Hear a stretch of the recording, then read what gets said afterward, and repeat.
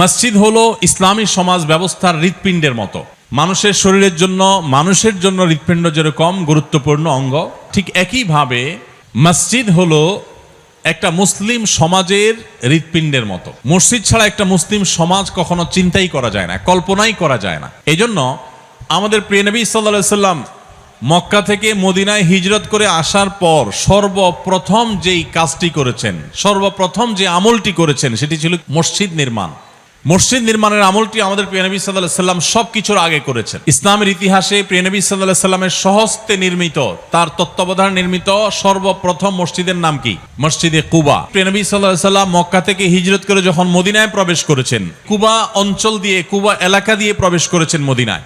আর কুবা এলাকায় মদিনার মানুষ সমবেত হয়েছিল প্রিয় নবী সাল্লাল্লাহু আলাইহি ওয়াসাল্লামকে অভ্যর্থনা জানাবার জন্য। আর সেই জায়গায় দাঁড়িয়ে তিনি সর্বপ্রথম কুবায় মসজিদ নির্মাণ করেছেন, সেখানে অবস্থান করে মসজিদ নির্মাণ করেছেন, সেখানে সালাত আদায় করে তারপর সামনে আরো মসজিদ নির্মাণ করেছেন। এরপরে মদিনার কেন্দ্রে যখন প্রবেশ করেছেন, আজকে যেখানে মসজিদে নববী অবস্থিত, সেখানে যেও তিনি প্রথম কাজ করেছেন মসজিদ নির্মাণ।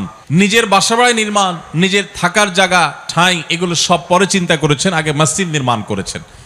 এবং মদিনার মসজিদকে কেন্দ্র করে আজ গোটা পৃথিবীব্যাপী যে ইসলাম আমরা দেখতে পাচ্ছি, ইসলামের সৌন্দর্য, ইসলামের সুঘ্রাণ ছড়িয়ে পড়েছে, এটির কেন্দ্রবিন্দু ছিল মসজিদে নববী। সেই মসজিদে নববী থেকে গোটা ইসলাম সারা পৃথিবীতে ছড়িয়ে পড়েছে। তো এই জন্য একজন মুসলমানের কাছে মসজিদ অত্যন্ত গুরুত্বপূর্ণ একটি প্রতিষ্ঠান। মসজিদ নির্মাণ, মসজিদ আবাদ, মসজিদকে নানাভাবে সজীব রাখা, মসজিদকে প্রাণবন্ত রাখা, মসজিদকে আদর্শ মসজিদে রূপান্তর করা, এটা মুসলিম হিসাবে আমাদের সকলের কর্তব্যের অংশ। মসজিদগুলোর শক্তি সম্পর্কে আমরা অনেক মুসলমান জানি না। আজ পৃথিবীর বিভিন্ন প্রেসিডেন্ট, পৃথিবীর বিভিন্ন রাষ্ট্রনায়কেরা তারা তাদের জাতির উদ্দেশ্যে সাপ্তাহিক বক্তব্য দিয়ে থাকেন, বুলেটিন প্রকাশ করে থাকেন। এই মসজিদ হলো সেই প্রতিষ্ঠান, মুসলমানদের এই মসজিদ থেকেই সর্বপ্রথম এই আইডিয়া দেয়া হয়েছে। সপ্তাহে একদিন এলাকার সর্বস্তরের মানুষের উদ্দেশ্যে ভাষণ দিবেন সম্মানিত খতিব, এবং তাদের সুবিধা অসুবিধা, তাদের করণীয় বর্জনীয়, তাদের জন্য প্রয়োজন নির্দেশনা তিনি প্রদান করবেন। এর মাধ্যমে একটা আদর্শ এবং সুন্দর সমাজ গড়ে উঠবে।